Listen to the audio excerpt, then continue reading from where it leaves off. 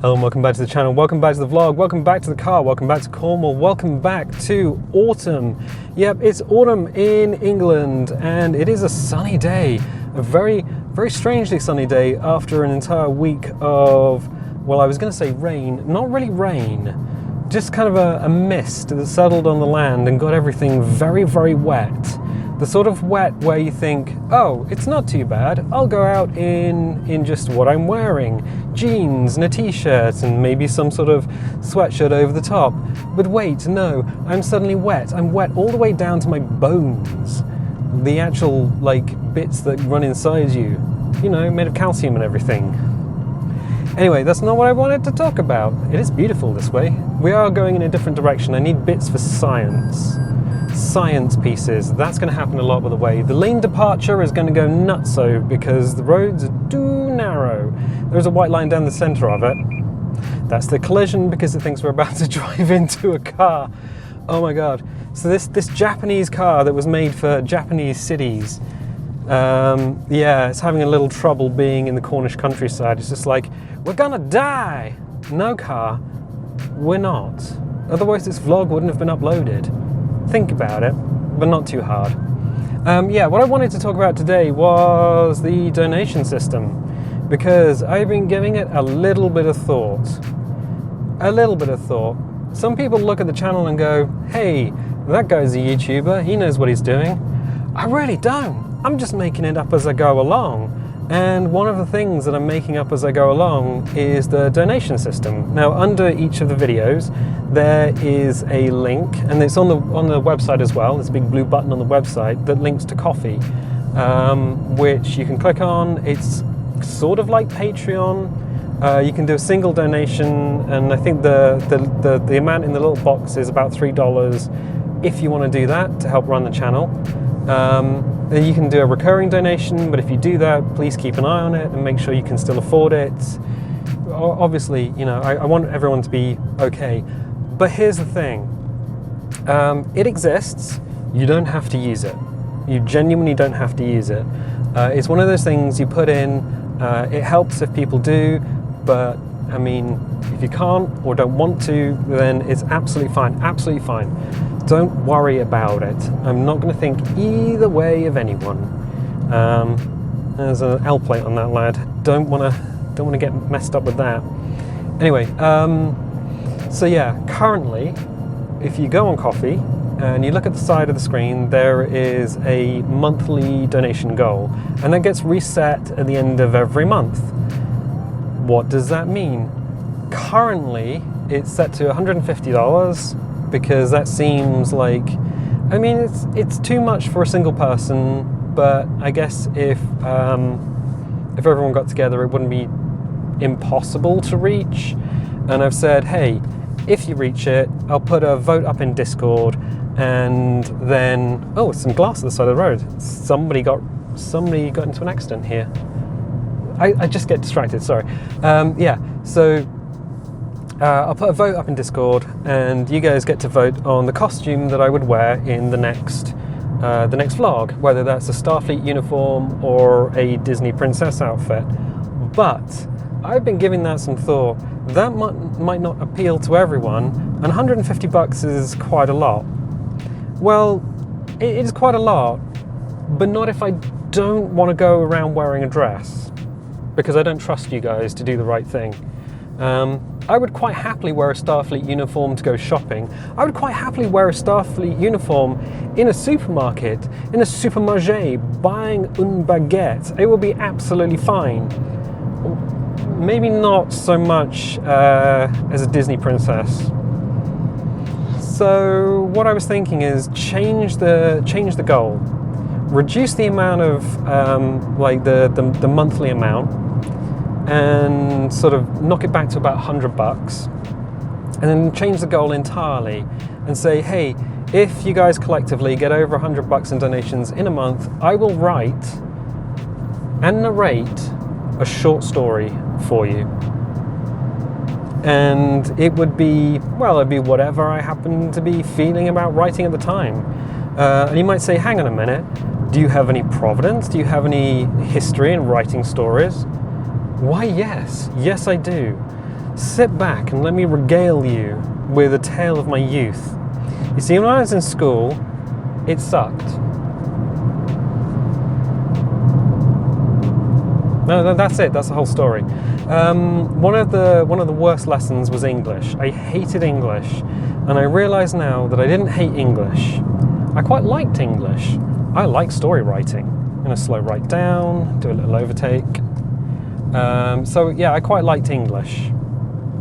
What I did not like was my English teacher. So in the very last years of secondary school, my English teacher was a bit of a weird person, and we did not get on well together. Absolutely did not get on well together. And I thought, well, maybe it's me. Maybe it's just how I do English. Maybe I'm just being a bit of a stupid person. Turns out, no, she was just a bit weird. I actually ended up working in the same school that I left as a technician years later, and she was still there, and she was the only adult that I did not get on with when I went back to work there. Just a very odd person. So I started writing because I really liked writing stories, and I wanted to write a novel. I just wanted to do a whole novel. So I just sat down and started writing a novel, and didn't really finish it for quite some years, in fact. I started on a little old laptop. I don't know, maybe like a 200 megahertz laptop. It was literally one Dad had given me because it was old and clapped out, and I was just, it was easier to write on something that was portable than it was to write on something that was like a desktop, because I could take it to bed. I could be in bed and I could be tapping away and just writing stuff down. And I've been working this for a while, and I really wanted just to get it finished and out there. Spoilers, it is finished and out there. There is a link on the website to the Amazon page where you can download and read it. Spoilers, warning, it's not very good, because most of the way through it, I got most of the way through it, and then Dad, for a birthday present, got me a week on a writing course, an Arvin writing course, and it was the advanced course. And first of all, I had a panic attack because it meant that I had to go outside and meet people that I didn't know, and not only that, spend a week with people that I didn't know in a place that was completely unfamiliar. Well, turned out the Arvin writing course, and that's ARVON, was one of the best things that I have ever been on. It was amazing. It was great because it was a bunch of people. They were all adults. They were all kind of like me. They all really wanted to write. And we had a couple of authors on the course, and we were in this beautiful doomsday cottage. So there were worn flagstone floors. None of the floors were even. They were all just kind of all over the place. There was a big room. It wasn't really the living room, it was just kind of the big room in the center of the house, which had a big long wooden table in it and bench seats on the either side. And there's a big old fireplace. And we went in there like first thing in the morning, and we would get lessons from these guys. And the short story is, if you're writing a story, plan. Get all the names of your characters down. Get their traits and their quirks down. If you need to come up with a company name, get it all written down. Plan everything out before you start writing. Hugely important. It kind of feels like a waste of time if it's your first time writing, but actually it saves you so much effort, because if you suddenly introduce a new character to your story and then you're looking around your living room going, I need a name for this new character. They are Door Window Man. That's cool. I'll change the name later, and then you never do. They just end up being Door Window Man for life. I wonder where this lad's going. I don't think they know. I need to go this way. Oh, he is actually going this way. That kind of sucks, because he's slower than frozen molasses. Oh well. Hey buddy, didn't see you ahead of me. Again, cool. Glad we could do this, because I have to get out to the shops, get some science supplies, and then get home before an Amazon delivery, which may or may not appear before the next hour or so. Oh, I don't like wasting time. You know, I got things I need to do. Anyway, yeah, if you're writing a story, plan. And once you've got all your planning done, then you're just free to write, and it's good. Basically the opposite of how they wrote the Disney Star Wars trilogy, where they just made the Star Wars trilogy and didn't plan ahead. Kind of weird, huh? So if you need a visual example of that, yeah, Disney Star Wars is not the way you write a story. But I do like writing short stories. So everything that I didn't learn when I was writing my main novel story thing that's up on Amazon, I picked up from the Arvin course, and I put into all the stories that I write now. Short stories. I do love short stories. They are really good. Usually about a couple of thousand words, a few sheets of A4, and you can blast through something, blast through an idea. You can basically write about anything. You can write about a clever little sausage if you want. I mean, I gather people do. So yeah, I really do enjoy it. It's something that you can do of just a couple of hours, really, if you're doing a short story. A long story, an actual novel-length story, is kind of a lonely experience. You do spend a lot of time trying to tune everyone and everything out. You're just trying to get rid of the world so you can focus on what's going on in your own head, and then get that down onto paper in a way that people are going to understand. You're going to need to not repeat words. Word repetition is not great. You're going to need to do things like remove syllables.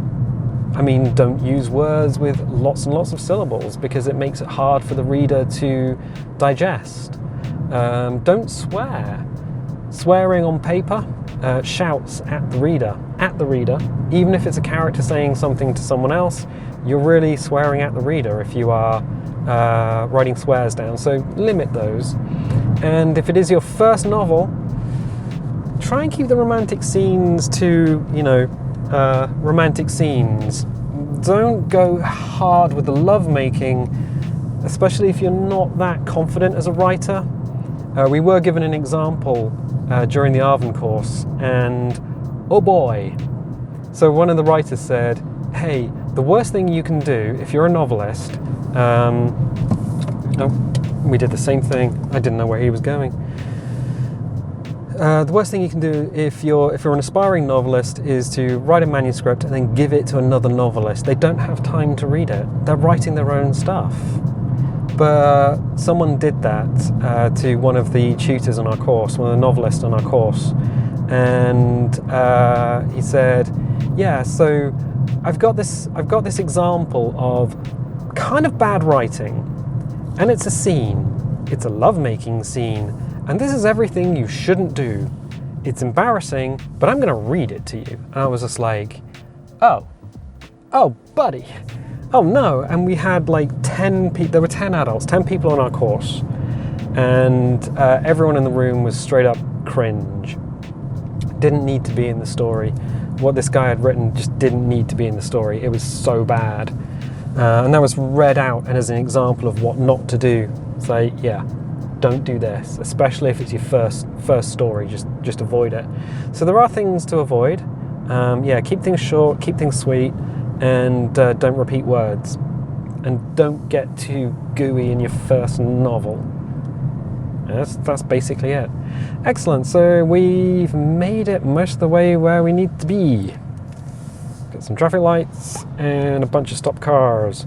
We can only go one way, this way. If you don't know that junction, and if you happen to be from a different country, that can be very confusing.